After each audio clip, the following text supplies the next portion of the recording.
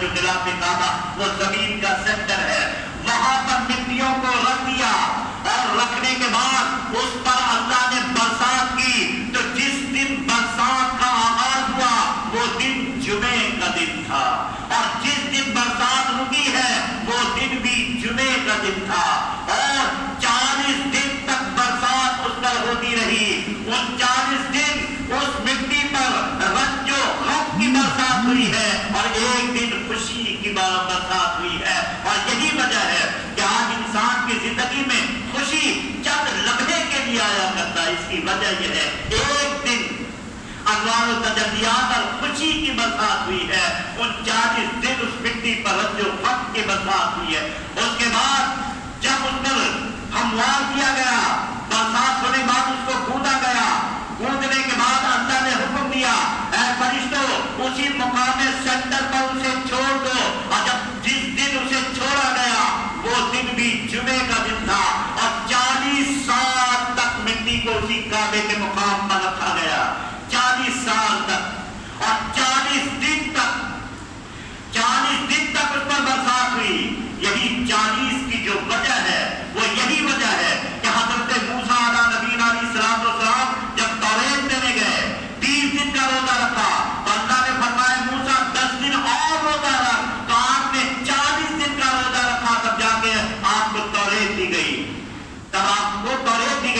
ماں کے پیٹ میں جو بچے کو وجود میں لایا جاتا ہے اس کی تعداد بھی 40 دن بتائی جاتی ہے، اور ولادت کے بعد جو نفاس کے خون آتے ہیں عورتوں کو اس کی تعداد بھی 40 دن بتائی جاتی ہے۔ اور یہی نہیں، حضرت آدم علیہ نبینا علیہ السلام کو جب حکم ہوا سرزمین ہند سے آدم میرے گھر کی تعمیر کرو، کعبہ معظمہ سینٹر ہے، آدم جب چلے ایک قدم اٹھایا زمین سمٹتی گئی، دوسرا اٹھایا زمین سمٹتی گئی، یہاں تک کہ ہندوستان سے سرزمین ہند سے جب آپ کعبہ معظمہ پہنچے تو آپ کے قدم 40 قدم پڑے۔ اور یہی وجہ ہے کہ نبی کریم نے فرمایا جب تم عمرے میں آیا کرو تو 40 وقت کی نماز حرم خدا میں بھی پڑھا کرو، حرم نبوی میں بھی پڑھا کرو، یعنی مسجد نبوی میں بھی پڑھا کرو، اور اللہ کے حرم میں کعبہ معظمہ میں بھی پڑھا کرو۔ تو پتہ چلا کہ جس دن آدم علیہ نبینا علیہ السلام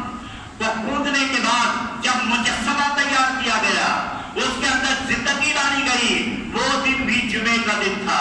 حضرت آدم علیہ نبینا علیہ السلام کو جب اللہ نے جنت کے اندر داخل کیا وہ دن بھی جمعے کا دن تھا، اور جب آدم علیہ السلام کو جب اللہ نے دنیا میں اتارا وہ دن بھی جمعے کا دن تھا، اور جب آدم علیہ السلام 300 سال تک اللہ کی بارگاہ میں روتے رہے، گڑگڑاتے رہے، اور جب دعا مانگی، اور جس دن دعا مقام قبولیت کو پہنچی ہے وہ دن بھی جمعے کا دن تھا،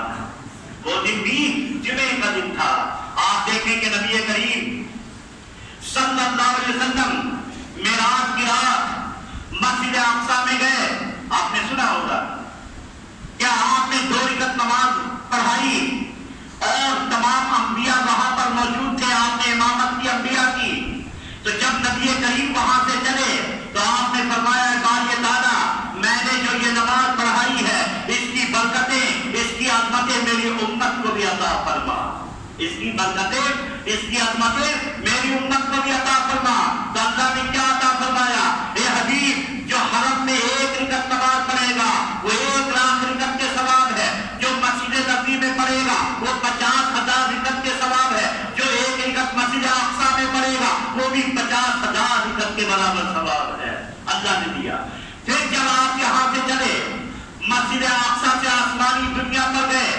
چھٹے آسمان پر پہنچے، اور چھٹے آسمان جسے بیت المعمور کہا جاتا ہے، بیت المعمور میں زمرد کی بالکل دیواریں اٹھی ہوئی ہیں، وہاں پر فرشتوں کا کعبہ ہے، اسی کعبے کے نیچے انسانوں کا کعبہ ہے، اسی کعبہ کے نیچے انسانوں کا کعبہ ہے۔ اصل کعبہ کیا ہے؟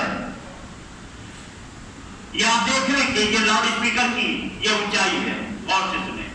یہ اونچائی ہے۔ اس کے نیچے اگر ہم کہتے ہیں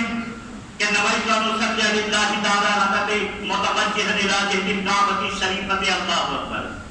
تو ہم اس اونچائی سے نیچے ہیں تو میرا صفت کعبے میں ہے. سمجھ میں آ رہی ہے آپ کی بات؟ یہ مثال دے رہا ہوں میں کہ یہ کعبے کی اونچائی ہے، اور کوئی آدمی اگر نیچے کہے کہ میں متوجہ ہوتا ہوں کعبے شریف کی طرف، تو کعبہ بلند ہے وہ نیچے ہے تو پھر وہ متوجہ ہو رہا ہے. ایک آدمی اگر 100 منزل کی اڑان پر ہے اور کعبے کا غلاف اور دیوار نیچے ہے، وہ بلندی 100 منزل پر ہے، وہ کہتا ہے کہ اللہ میں متوجہ ہوتا ہوں کعبے کی طرف، تو کیا وہ کعبے کی طرف متوجہ ہو سکا؟ نہیں ہو سکا. لیکن سنیں، وہ کعبے ہی کی طرف متوجہ ہے. تو کعبہ اصل ہے کیا؟ یہ جو در و دیوار کا نام کعبہ نہیں ہے، غلاف کعبے کا نام کعبہ نہیں ہے، یہ جو چار دیواری ہے اس کا نام کعبہ نہیں ہے، بلکہ بیت المعمور میں جو فرشتوں کا کعبہ ہے، اس کعبے سے ایک نور کی لڑی آ رہی ہے، اور یہ کعبے کو ٹچ کرتا ہوا تحت الثری تک زمین کے نچلے